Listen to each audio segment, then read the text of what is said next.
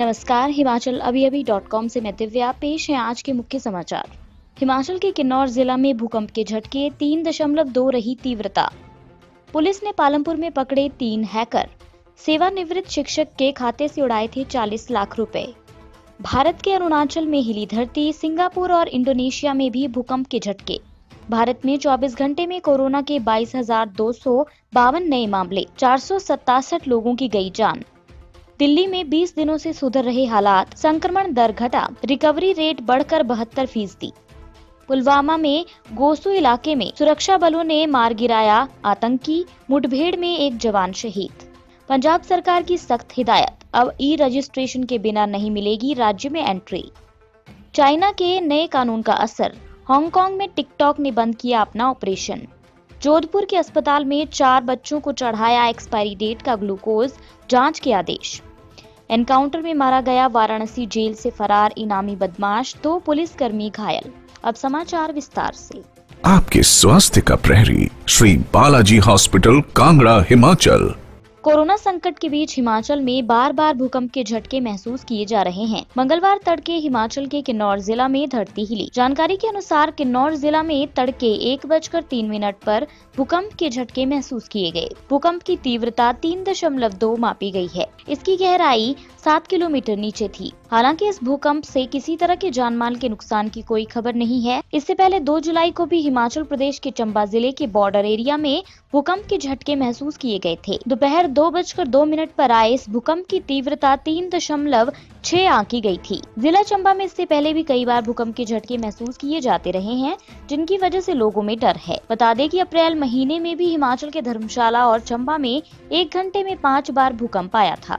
नूरपुर के सेवानिवृत्त अध्यापक के खाते से 40 लाख रुपए की ठगी की वारदात को अंजाम देने वाले साइबर क्राइम गिरोह को पालमपुर पुलिस ने गिरफ्तार किया है। 3 सदस्यीय गिरोह के 2 लोग पालमपुर के निवासी हैं, जबकि एक परागपुर का है और वर्तमान में वह लोहना पालमपुर में रह रहा था। पकड़े गए आरोपियों में सचिन सूद निवासी मारंडा, संजीव कुमार निवासी वार्ड 7 आईमा सुगर व राकेश कुमार परागपुर देहरा है। इन लोगों के खिलाफ पिछले महीने नूरपुर में साइबर ठगी का मामला दर्ज हुआ था। ये लोग किसी माध्यम से लोगों के अकाउंट नंबर लेते थे और उस अकाउंट के साथ अपने मोबाइल फोन नंबर जोड़ देते थे। मोबाइल नंबर जुड़ने के बाद आराम से लोगों के खातों से पैसे निकालते थे। जून माह में पठानकोट निवासी नूरपुर के एक स्कूल से शास्त्री पद से सेवानिवृत्त हुए टीचर के खाते को हैक कर आरोपियों ने 40 लाख रुपए ठगे थे।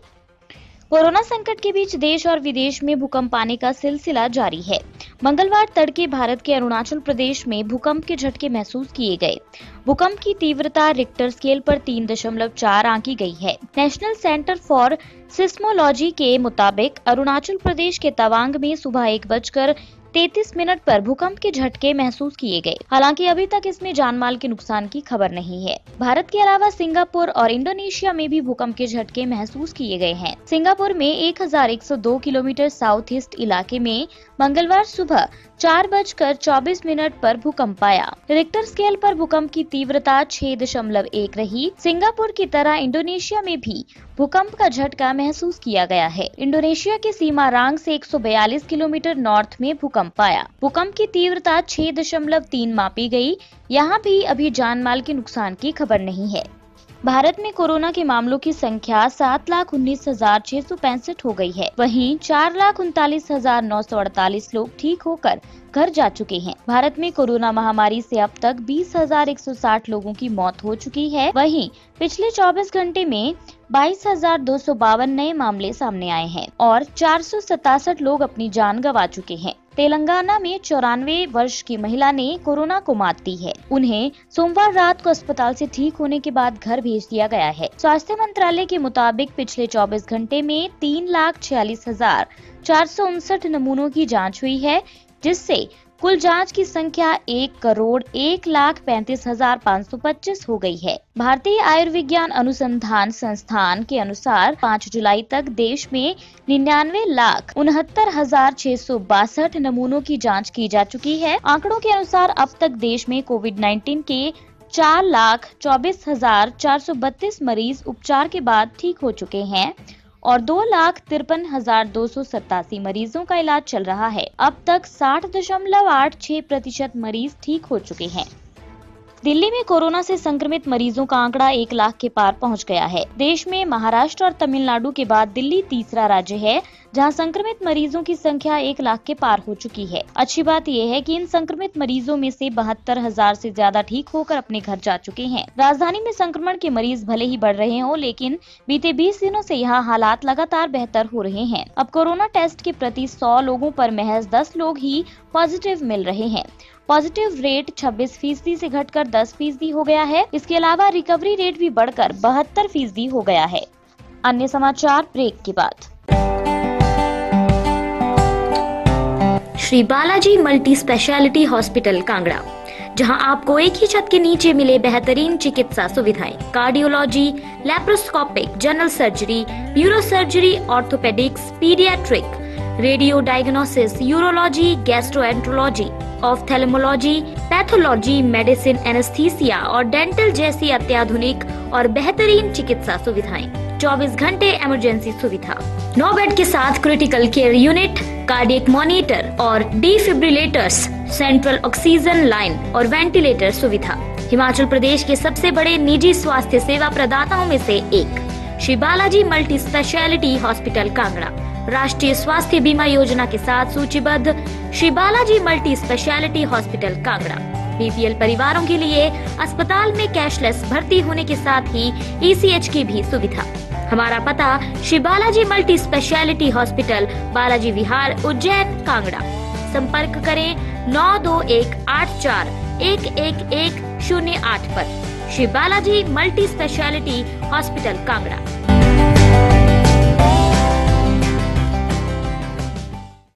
जम्मू कश्मीर के पुलवामा जिले में मंगलवार सुबह हुई मुठभेड़ के दौरान सुरक्षा बलों ने एक आतंकी को मार गिराया। इस दौरान सेना का एक जवान भी शहीद हो गया है और जम्मू कश्मीर पुलिस के विशेष अभियान दल का एक जवान जख्मी हो गया है। इलाके में मुठभेड़ अभी भी जारी है। जम्मू कश्मीर पुलिस और सुरक्षा बल के जवान इस ऑपरेशन को अंजाम दे रहे हैं। उन्होंने पूरे इलाके को सील कर लिया है और छिपे हुए अन्य आतंकियों की तलाश की जा रही है। मंगलवार सुबह पुलवामा के गोसू इलाके में एक मुठभेड़ शुरू हुई।